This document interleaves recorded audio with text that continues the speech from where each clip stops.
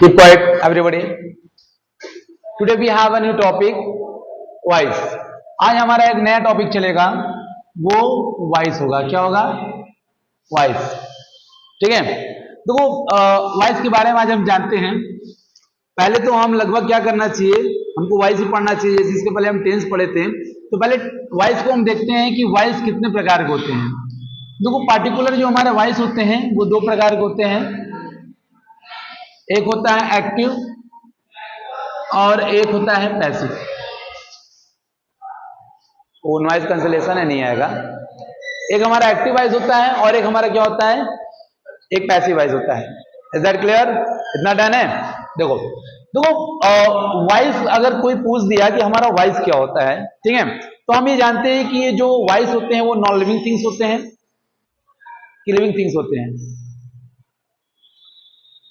तो living things होते हैं। तो अब जैसे कि हर लिविंग थिंग्स जो होगा वो वॉइस करेगा, लेकिन वॉइस में एक पार्टिकुलर हमारा क्या होता है, वो लैंग्वेज होता है। वॉइस में पार्टिकुलर क्या होता है, लैंग्वेज होता है। जैसे कि मैं इस समय बोल रहा हूं, इस समय मैं क्या कर रहा हूं, बोल रहा हूं।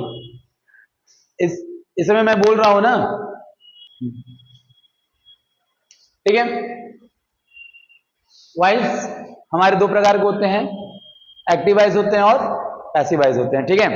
अब देखो, वॉइस अगर कोई तुमसे पूछेगा तो ये एक पार्टिकुलर लैंग्वेज होता है। ये क्या होता है, एक पार्टिकुलर लैंग्वेज होता है।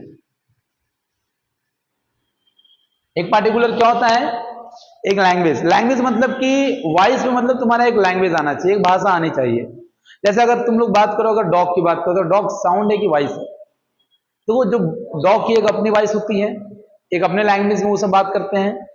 हम समझ नहीं पाते हैं, वो अलग बात है। अब जैसे हमारी भाषा जानवर समझ पाएंगे, नहीं समझ पाते हैं। और एक क्या होता है, एक बॉडी लैंग्वेज होता है। एक हमारा बॉडी लैंग्वेज होता है, जैसे कि लोगों की कुछ बॉडी लैंग्वेज को देख के भी हम पहचान लेते हैं। तो लैंग्वेज तो कई प्रकार के होते हैं। हम वॉइस की बात करते हैं तो वॉइस पार्टिकुलर हमारे कितने होते हैं, दो होते हैं, एक्टिव वॉइस, पैसिव वॉइस। तुम्हारे ग्रामर रिलेटेड बता रहा हूं। और वॉइस एक पार्टिकुलर लैंग्वेज होता है कि मतलब कि इस भाषा को हम ग्रामेटिकल तरीके से दो तरह से बोल सकते हैं। एक एक्टिव वॉइस में बोल सकते हैं और एक हम क्या कर सकते हैं, एक पैसिव वॉइस में बोल सकते हैं। Is that clear? इतना तो सबको क्लियर होगा। दो, अगर कोई पूछेगा कि हमारा एक्टिव वॉइस और पैसिव वॉइस में फर्क क्या होता है, इसको दो, इसको हिंदी में बोलते हैं सक्रिय। क्या बोलते हैं? सक्रिय। अब इसको बोलते हैं निसक्रिय। क्या बोलते हैं? निसक्रिय। ठीक है, सक्रिय और निसक्रिय। तो मैं तुम्हें बता दे रहा हूं कि वो सक्रिय हमारा होता है डूअर सब्जेक्ट। क्या होता है? Doer subject. और वही हमारा निसक्रिय जो होता है उसको बोलते हैं non doer subject. Non doer subject. देखो, नॉन डूअर सब्जेक्ट हमारा कहलाता है ऑब्जेक्ट। नॉन डूअर सब्जेक्ट हमारा क्या कहलाता है, ऑब्जेक्ट कहलाता है। Got it? डूअर सब्जेक्ट मतलब वो होता है जो कर्ता स्वयं क्रिया को करे।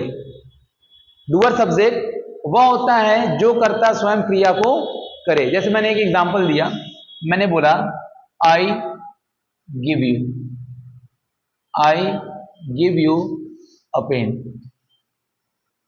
ये मैंने दे दिया। अब इसमें जो आई है वो इस गिव को कर रहा है। जैसे हिंदी इसका हो जाएगा, मैं तुम्हें एक पेन देता हूं। तो पेन कौन देता है, मैं देता हूं। कौन देता है, मैं देता हूं। तो इसमें सब्जेक्ट क्या है, ये इस क्रिया पे हो रहा है, क्रिया को कर रहा है। ठीक है, तो ये हमारा डूअर सब्जेक्ट बन गया। ये कौन सा सब्जेक्ट है, डूअर। कौन सा सब्जेक्ट है, ये है हमारा डूअर सब्जेक्ट। क्लियर है? अब उसी के बाद करते हैं कि नॉन डूअर सब्जेक्ट क्या होगा। अब इसी को हम चेंज कर दे रहे हैं पैसिव वॉइस। किसमें चेंज कर दे रहे हैं? जैसे हमारा एग्जांपल बन गया, you are given, you are given a pen by me. अब इसका हिंदी देखो क्या हो गया कि तुम्हें मेरे द्वारा एक पेन दिया जाता है। यानी कि मेरे द्वारा तुमको एक क्या किया जाता है, एक पेन दिया जाता है। अब देखो, ये जो गिव है अब ये इसके ऊपर हो रहा है, इसके ऊपर घटित हो रहा है। देखो, जब एक्शन किसी ऑब्जेक्ट या किसी ऊपर घटना हो, घटित हो, तो वो ऑब्जेक्ट की तरह काम करेगा। वो किसकी तरह काम करेगा, ऑब्जेक्ट की तरफ। अब जैसे देखो ये देख रहे हो, अगर इसको मैं तोड़ दूंगा तो इसके ऊपर तोड़ूंगा मैं इसको, तो इसके ऊपर एक घटना घटेगा नहीं घटेगा, लेकिन इसको तोड़ेगा कौन? मैं। तो तोड़ने का जो काम किया वो डूअर सब्जेक्ट हो गया, और जो टूट रहा है वो तुम्हारा क्या हो जाएगा? नॉन डूअर सब्जेक्ट हो जाएगा। तो इन केस यही हमारा जो यू था वो ऑब्जेक्ट है, और ऑब्जेक्ट को ही हम क्या बोलते हैं? नॉन डूअर सब्जेक्ट बोलते हैं। और देखो इंपॉर्टेंट क्या है कि पैसिव वॉइस में सब्जेक्ट हमारा प्रिंसिपल होता है, और वही एक्टिव वॉइस में सब्जेक्ट हमारा प्रिंसिपल होता है, और वही पैसिव वॉइस में हमारा प्रिंसिपल कौन होता है? ऑब्जेक्ट होता है। क्लियर है ना? ये दोनों क्लियर है? तो और देखो, ये थोड़ा सा मैं रेस कर दे रहा हूं, ठीक है? एग्जाम्पल उतारने की जरूरत नहीं है, बस एग्जाम्पल है, समझ जाओगे। ये अभी पूरा रेज नहीं कर रहा हूं, पहले ये देख लो सब। इधर देखो,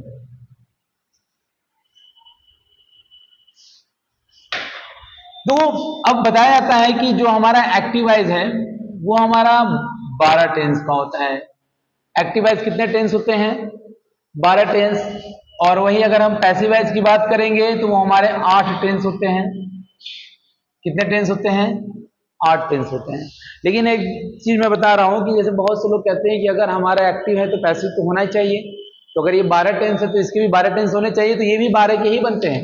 इसमें प्लस 4 हम ऐड कर सकते हैं, वो बना सकते हैं, लेकिन एक ग्रामेटिकल अगर नियम देखा जाए तो वो सही नहीं होता है, एग्जाम वगैरह में वो देता नहीं है। नहीं तो अगर ये 12 अगर एक्टिव वॉइस है तो 12 तुम्हारे क्या है? पैसिव वॉइस भी है। बात समझ में आया? देखो 4 कौन कौन नहीं बनते हैं, वो 4 तुम्हारा क्या होता है? जैसे पहले हो गया तुम्हारा परफेक्ट कंटिन्यूअस, 3 हमारे क्या हो जाएंगे? परफेक्ट कंटिन्यूअस, ये हमारे पैसिव वॉइस नहीं बनते हैं, ठीक है? और एक हमारा होता है फ्यूचर कंटिन्यूअस। एक कौन सा होता है? Future continuous. तो ये 4 हमारे पैसिव वॉइस नहीं बनते, लेकिन इसको हम बना सकते हैं, इसको हम बना सकते हैं हेल्पिंग वर्ब प्रोवाइड करके। किस तरह से बनाएंगे? हेल्पिंग वर्ब प्रोवाइड करके। बहुत ही आसान है, जैसे कि तुम लोग को हम पूरा पढ़ा देंगे, पूरे 12 पढ़ा देंगे, ठीक है? लेकिन यूज बस करना ज्यादातर 8 का, क्योंकि पेपर ऊपर में जो तुम्हारा एग्जाम होगा उसमें सिर्फ 8 ही पैसिव वॉइस पूछेगा, 4 नहीं पूछेगा। लेकिन अपने नॉलेज के लिए तुम 12 का पैसिव वॉइस बनाना सीखना। बात समझे नहीं समझे? सिर्फ टेंस ही नहीं, कुछ सेंटेंस रहेंगे उसकी भी पैसिव वॉइस सीखेंगे हम, जैसे इंपरेटिव सेंटेंस हो गया, एक्सक्लेमेटरी सेंटेंस हो गया, और उसके बाद तुम्हारा ऑब्जेक्टिव सेंटेंस हो गया। इन सभी के भी पैसिव वॉइस क्या होते हैं? मतलब जितना एक्टिव वॉइस है उतना हमारा पैसिव वॉइस भी होगा कॉन्सेप्टली, ठीक है? ये क्लियर है? देखो एक्टिव वॉइस में जब तक ऑब्जेक्ट रहेगा तभी वो पैसिव वॉइस बनेगा। अगर मान लो कि मैंने एग्जांपल लिख दिया एक को, आई एम टीचिंग, एग्जांपल मैंने लिखा आई एम टीचिंग, तब एक बात बताओ तुम लोग कि मैं एग्जांपल लिख दिया I am teaching, I am teaching, ठीक है? ये हमारा एक एग्जांपल है। अब इस एग्जांपल में बताओ ऑब्जेक्ट कहीं है? नहीं है। अब ऑब्जेक्ट नहीं है तो मतलब ये एक्टिव वॉइस तो बन गया। अब इसको हम पैसिव वॉइस में कैसे बनाएंगे?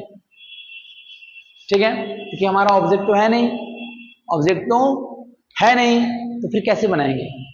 अब देखो, तो यहां पे मतलब कि इनकम्प्लीट सेंटेंस है, ऐसा सेंटेंस नहीं आएगा, ऐसा एक्टिव वॉइस नहीं आएगा तुमको पेपर में। बस एज यूजली मैं बता रहा हूं कि जब तक ऑब्जेक्ट ना दिया हो वो पैसिव वॉइस नहीं बनेगा। बात समझे नहीं समझे? क्योंकि पैसिव वॉइस बनाने के लिए हमको किसकी जरूरत पड़ेगी? ऑब्जेक्ट की। Is that clear? और ऑब्जेक्ट रहेगा तब वो पैसिव वॉइस बनेगा, ऑब्जेक्ट नहीं रहेगा तो पैसिव वॉइस नहीं बनेगा। अब कुछ तुम सोचो कि सर क्या वहां पे ऑब्जेक्ट मान सकते हैं? जैसे कुछ हमारे इंडेफिनिट प्रोनाउन हो गया, इंडेफिनिट प्रोनाउन हो गया, क्या वहां पे वो रख के बना सकते हैं? तो ये सारी चीज जो है वो जब पढ़ोगे तब इसके बारे में जानोगे। बात समझ में आया? फिलहाल में ये वॉइस के बारे में समझ में आया? देखो एक वॉइस होता है, एक साउंड होता है, तो साउंड तो छोड़ दो, साउंड नॉन लिविंग थिंग के लिए बना है। किसके लिए बना है? जैसे देखो ये साउंड है ना, अब ये साउंड किसके उपरांत हो रहा है? बोर्ड और मार्कर, ये दोनों नॉन लिविंग है ना, तो जितने भी हमारे साउंड होते हैं वो सब नॉन लिविंग होते हैं। क्या होते हैं? नॉन लिविंग होते हैं। और वॉइस अगर है तो पर्टिकुलर वो एक आवाज होना चाहिए और वो लैंग्वेज होना चाहिए। क्या होना चाहिए? लैंग्वेज। तो जैसे हम बोल रहे हैं, ये मेरी वॉइस है, एक लैंग्वेज निकल रहा है। अच्छा मान लो एक बेबी है, एक बच्चा है, ठीक है। बच्चा जब जन्म लेता है ना, अब बच्चा जब जन्म लेता है और वो रोता है तब वो क्या करता है? वॉइस है कि साउंड करता है? क्योंकि पार्टिकुलर कोई लैंग्वेज बोलता नहीं है। पार्टिकुलर जैसे आप जानते हैं ना, जब एक जो बेबी होता है, बेबी कौन सा जेंडर होता है? उसको न्यूट्रल जेंडर माने जाते हैं। कौन सा जेंडर? बेबी हमारा कॉमन जेंडर नहीं होता है। जैसे पढ़ाए थे ना तुम लोग को कि बेबी हमारा न्यूट्रल जेंडर है। अगर न्यूट्रल जेंडर है तो मतलब कि वो नॉन लिविंग के अंतर्गत आ गया। तो इसका मतलब क्या होता है कि वो साउंड करेगा। पहले पहले अगर वो क्या करेगा? साउंड। तो साउंड से ही वॉइस बना है। हमारे पास साउंड है तभी ना हम वॉइस को क्रिएट कर रहे हैं। बात समझे ना? ये मत समझना है कि साउंड अलग है वॉइस अलग है। वॉइस एक साउंड का पार्ट ही है। हालांकि ग्रामेटिकल जो थ्योरिटिकल होता है वो थोड़ा अलग है। इस वॉइस को हम एक्टिव वॉइस और पैसिव वॉइस के नजरिए से क्या करेंगे? देखेंगे। तो बताओ ये एक्टिव वॉइस पैसिव वॉइस का ये कॉन्सेप्ट क्लियर हो गया है कि एक्टिव वॉइस में क्या डिफरेंशियल होता है और पैसिव वॉइस में क्या डिफरेंशियल होता है? एकदम क्लियर है? कोई डाउट? No any doubt? तो इसके बाद हम वन बाय वन पढ़ेंगे। देखो पैसिव वॉइस बहुत आसान होता है। कब? जब तक हमको आता है तब। लेकिन कुछ ऐसे भी पैसिव वॉइस होते हैं जो काफी कॉन्सेप्टली बनाए जाते हैं। जैसे मैंने बोल दिया कि सी इज डांसिंग ऑन द मंच। अब इसका पैसिव वॉइस कैसे बनेगा? मैंने बोल दिया सी गोज टू मार्केट। अब इसका पैसिव वॉइस कैसे बनेगा? मतलब कि गो, कम, ये सारे जो इंट्रांजिटिव वर्ब है उनकी पैसिव वॉइस जनरली नहीं बनता है, लेकिन हम उसको भी क्या कर सकते हैं? बना सकते हैं। अगर वो एक्टिव वॉइस है तो वो पैसिव वॉइस बनना ही बनना है, बस थोड़ा उसमें कॉन्सेप्ट लगेगा। और मैं बताता हूं कि इंग्लिश में रूल रेगुलेशन नहीं है, कॉन्सेप्ट सबसे ज्यादा है। जगह जगह नियम कानून फॉलो करोगे, लेकिन ज्यादातर फॉलो हमें किसके करना होता है? कॉन्सेप्ट को करना होता है। Is that clear?